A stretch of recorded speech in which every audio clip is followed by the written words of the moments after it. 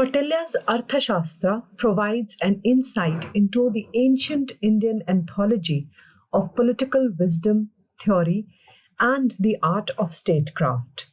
It is one of the major political and strategic treatises that constitute a collection of timeless concepts. The importance and relevance of such strategies and concepts could be enriching to the contemporary world also.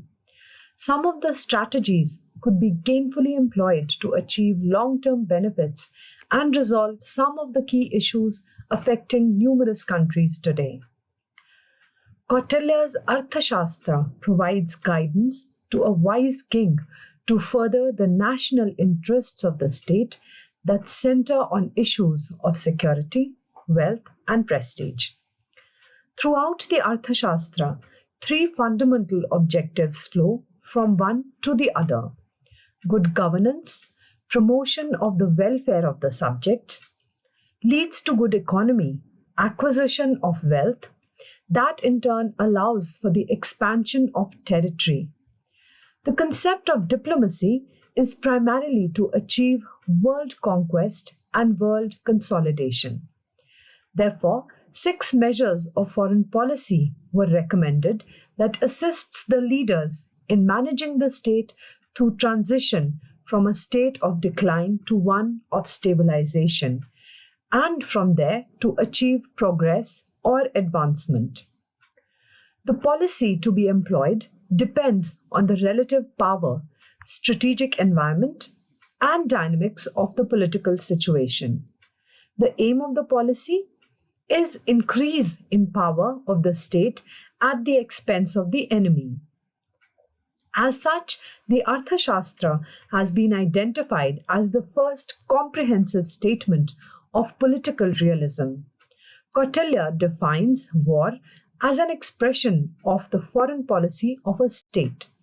He provides guidance to a king to employ the elements of natural power to achieve a state of continuing advantage. Kautilya provides a very grand strategy. Arthashastra is the masterwork of India's greatest statesman, philosopher, Kautilya. Composed in the late 4th century BCE, Arthashastra ranks alongside Sun Tzu Art of War by the various famous theologians. War as one of the timeless classics of the ancient arts of war and governance.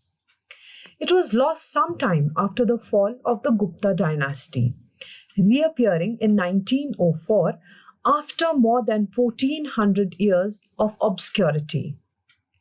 It was republished in 1909.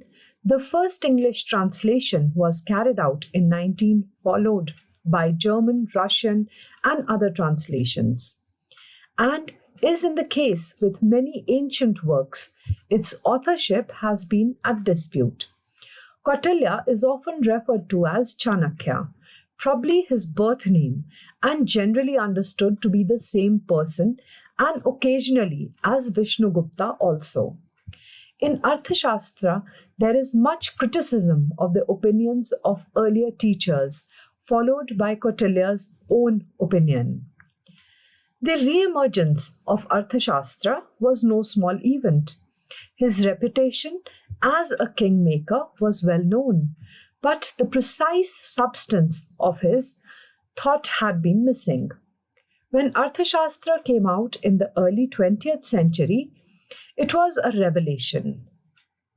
Gerald Chalian states, Kautilya's Arthashastra must be regarded as one of the major political and strategic treatises of the ancient world. Its relentless instruction in the practice of state-making and state-keeping in an era of multipolar competition led to immediate comparison of it with some of the West's notorious works and polities. What sets Arthashastra apart are its logical rigor and precisely sequenced roles and actions for the wise ruler. Kautilya instructed the king in his duties and no doubt intended his work to be a guide in the future. Arthashastra, as a science of material gain, was also studied. The consensus reached by the scholars is very clear. The Arthashastra is a work of profound historical significance, one that provides insights to the clarity of thought of one of the ancient period's most successful political philosophers. It may also be used as a proven discourse for discussion of the current context of multi state diplomacy. According for purposes of this discussion, Arthashastra is an art and science of governance, diplomacy, and war. Arthashastra is a science to the extent that it provides a practical manual for the means and manner of territorial acquisition, and once acquired, proper maintenance and protection of that particular territory.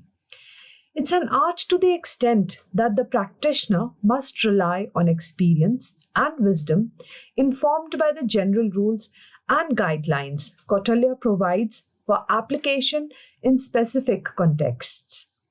In this way, Arthashastra provides a strategy for governance to protect their territory, gain the territories of others, and maintain all the territories properly and well. It encompasses both the administration and foreign policy of the state. It is the art and science of statecraft, of politics, and of administration. Now, the 4th century BCE was a tumultuous period in the Indian subcontinent. Through most of it, India comprised a multitude of relatively prosperous warring kingdoms. In an attempt to take advantage of the fractured political system and assert full control over the entire civilized world, Alexander the Great invaded. The task was too difficult, his reach finally exceeding his grasp. Following perhaps the only strategic miscalculation of his young life, Alexander was forced to retreat by the rebellion of his army in the subcontinent India, and the glorious expansion of the Greek Empire reached an abrupt end. In his wake, a powerful new kingdom emerged. It expanded rapidly towards Persia to include present-day Pakistan and Afghanistan, and covered most parts of India to Bengal in east. With Chandragupta Maurya as emperor and the enigmatic Kautilya as his advisor, the Mauryan Empire was then very well established through the help of Kautilya and his Arthashastra. Now, according to legend, Kautilya, a Brahmin by birth, was the son of a teacher at the prestigious university at Takshala. He was a gifted student and became renowned for acumen when still a very young boy, and became a professor at the university at a very young age. Interested in politics, he became convinced that India, beset with internal unrest, was ripe for a foreign invasion. He set out for Patliputra, the most powerful city of the Nanda kingdom, to counsel its rulers. As it turned out, Dhanananda, the ruler of Patliputra, was already using the threat of invasion to squeeze his subjects out of their last wealth, a situation that Kautilya found intolerable. Dhanananda accepted the advice of Kautilya for a time, but as it included public works and gifts to the poor that depleted his treasury, he tired of the famous scholar and insulted his honor by belittling him and removing him from his post without any explanation. Kautilya cursed the king and vowed to destroy his kingdom. Following his humiliation, Kautilya wandered towards home in contemplation. He came across a young boy playing with his friends who exhibited the qualities of a born leader. He questioned the boy, Chandragupta, and found he was the deposed heir of a noble family that had been destroyed by the Nandas. This youth would be the vessel of his revenge. Kautilya took the boy to the university in Takshala and provided him with an education in science, arts, and military strategies. Now, that is how Arthashastra came into being, and the Arthashastra was used by the Gupta Empire very effectively. In the mean, the two became inseparable.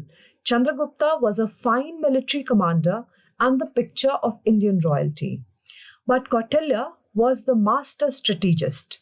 In the wake of Alexander's retreat, they secured patrons and raised an army to attack the Nanda Empire as its stronghold at Patliputra. But they were defeated. The story goes they came across a mother scolding a child for eating hot bread from the middle instead of the edges that were cooler. Learning from this experience, Chandragupta and Kautilya attacked the outer areas of the Nanda kingdom and achieved success. So here, Kautilya did, with his Arthashastra, help Chandragupta to acquire his kingdom. The ancient Indian compilation of political wisdom, theory, and statecraft, Kautilya's Arthashastra provides insight.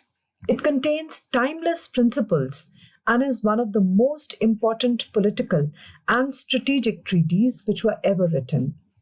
The value and relevance of such techniques and concepts in today's environment could be beneficial. Some of the ideas could be useful in achieving long-term gains and resolving some of the major difficulties confronting many countries today.